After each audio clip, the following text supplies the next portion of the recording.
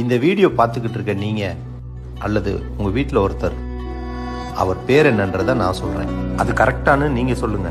ஒவ்வொரு குடும்பத்திலயும் ஒரு நல்ல பிள்ளை ஒன்று இருக்கும். அது எல்லாத்துக்கும் எல்லாத்தையும் கொடுத்துரும். அது கொடுக்கலனாலும் சுத்தி இருக்கிற எல்லாரும் கொடுக்க வச்சிருவாங்க.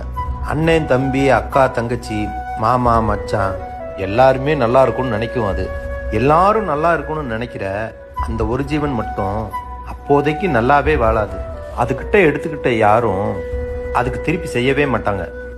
ஆனா அதுவும் அதை பத்தி எதுவும் எதிர்பார்க்காது. கண்டிப்பா கஷ்டம்தான் படும். ஆனா என்ன, திரும்ப திரும்ப நல்லது மட்டும்தான் செஞ்சுக்கிட்டே இருக்கும். அது வாங்குற அடி யாராலுமே வாங்கியிருக்க முடியாது.